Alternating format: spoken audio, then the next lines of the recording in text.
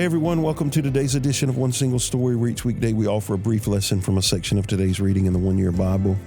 My name's Stephen Mizell, and Rivenbark and I are joined today by Wendy Korbusieski, and we're in the book of Proverbs, chapter 10, verses 27 and 28 today. And we're talking about reverence or awe or fear of God, what that means, why hope is essential, endurance in our spiritual lives.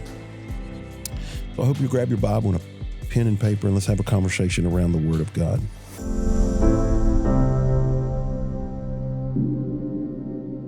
Hey everyone, welcome to the March 6th edition of One Single Story. We're back in the book of Proverbs, verse 27 and 28 of chapter 10, and really it's kind of hope and longevity. The verse says, "The fear of the Lord lengthens one's life. The hopes of the godly result in happiness." Just how that reverence produces resilience, really. Is there something here you want to make sure we touch on that maybe aren't covered in the questions? I spent some time thinking about, well, how does fear of the Lord lengthen my life? Because that's how the NLT says it lengthens one's life.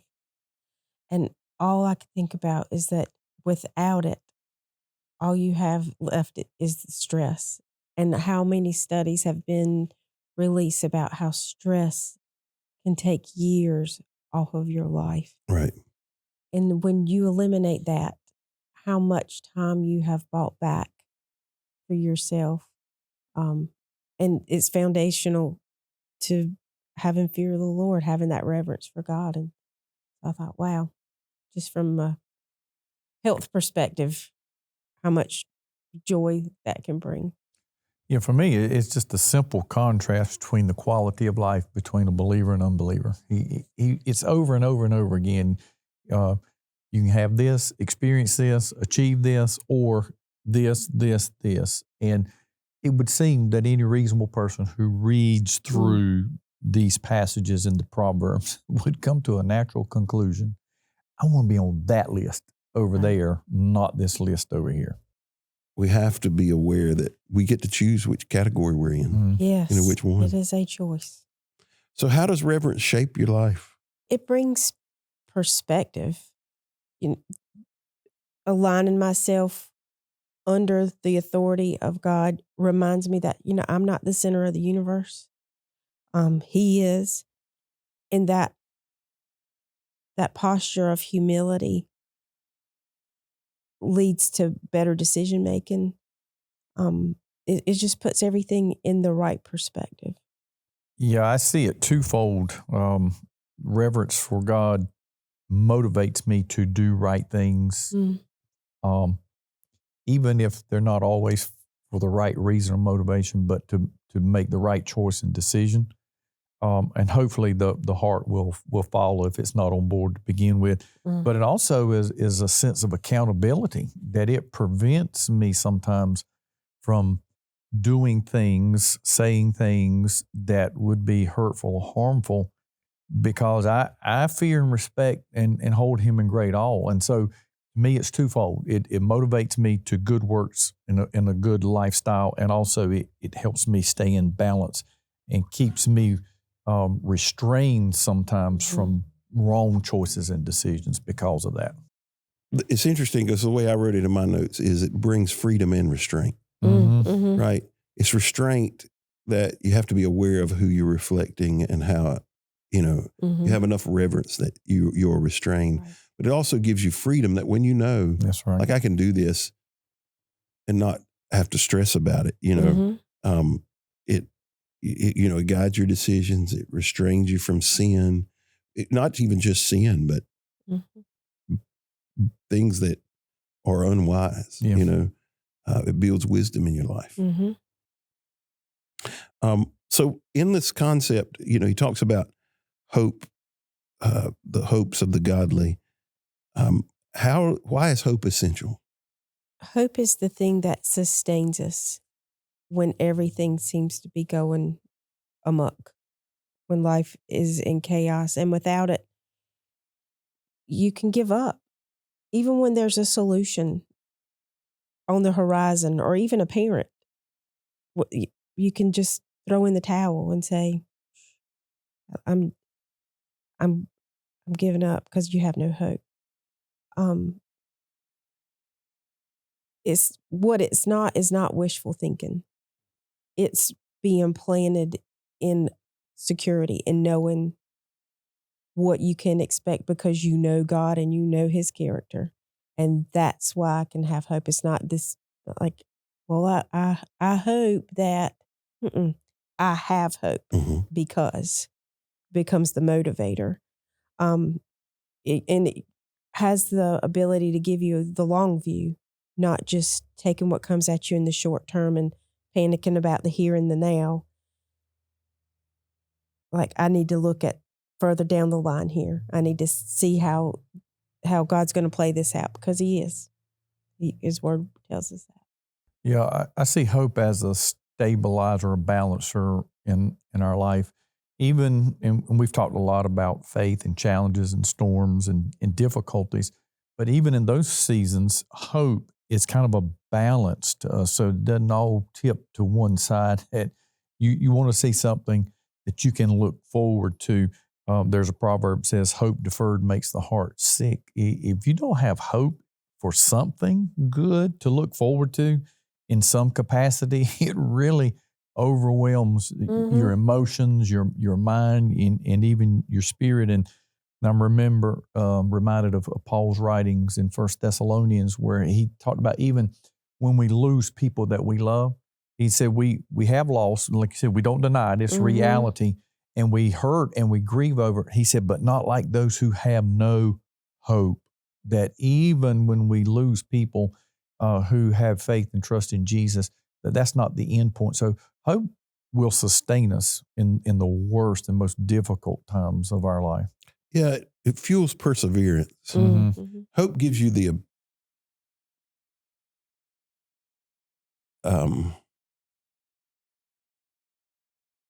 assurance that it will get better. Yes. You know, that there's a deadline. Right. There's an expiration date to whatever it is you're facing. If I see people who don't have hope, and I don't know how they survive. And often, it's like occasionally I'll have a difficult thing I'm trying to work through. And I know if there's a deadline, right? If there's an end, if there's an expiration date, keep on. I can keep on get through. chugging. But if there's like, I don't know if this is ever going to end. I remember a young man who was going away to rehab, and he was going to be gone over Christmas, had 2 small kids. And he said to me, because it almost made him not go, and he said, I'm going to sacrifice this one Christmas so I can have the other Christmas. Yeah. And it was a hope. Okay, I can get through this because this is a temporary period of time, so that I can have a longer period of time. And I think it just, hope makes you, if you don't have hope, you don't have stamina. You just can't endure. So what kind of things build spiritual endurance? I think we've talked about this all week long. Is the consistency, those consistent practices, the habits that you build, those kind of things. And then, being spiritually grounded, having good community, that's so important. And remembering, gosh, we forget so easy, but just remembering how faithful God Himself is, and that He is going to continue to remain faithful. We don't endure because we just try harder. Our spiritual endurance comes from leaning into God more and understanding He's got me. He's got my back. He's in it with me for the long haul. And I'll kind of imagine like a marathon runner. They don't sprint the entire race. They don't just take off for the start line and just go as fast as they can until they finish. They pace themselves, and that's what builds endurance. This daily plod, this pacing at the right time, sprinting when you need to, jogging when you need to, Right. just taking the pace to create that, building those patterns for endurance.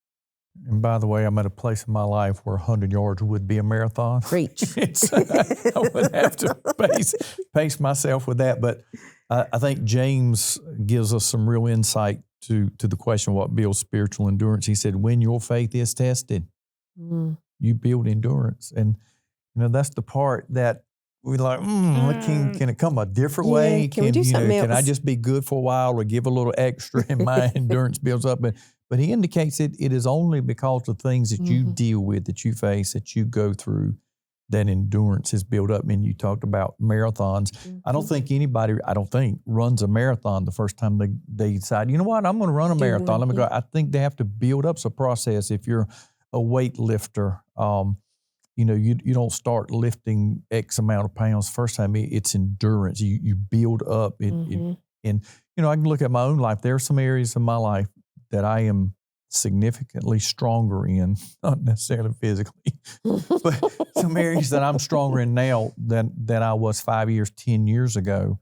And the reality is because I have been through some stuff in those areas that made me stronger. And he says, that's how it happens. You deal with the things as they come. Yeah, endurance just isn't instant, ever. I could not. Nobody could run a marathon first time out. Matter of fact,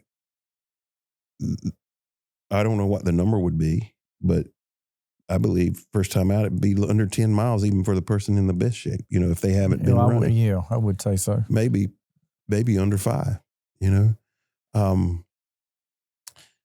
Endurance is a process, and one of the things we as Christians get wrong, you mentioned the passage in James, is we think that I can't wait to get out of this hard thing so life can be easier. And the thing I have learned and am learning is God doesn't allow you to go through tough things so life can be easier. It's so that you can handle tougher things. Yeah. And you won't, when you drive across a bridge, you want to know that the strength of that steel has been tested, before it was put up. And when it's not, there's disaster. Yeah.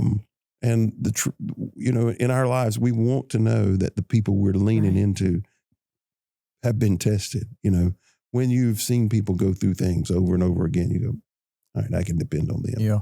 And if you're not willing to discipline yourself and inconvenience yourself, sometimes you're not going to build that endurance. And there's a lot of applications to that. Yeah.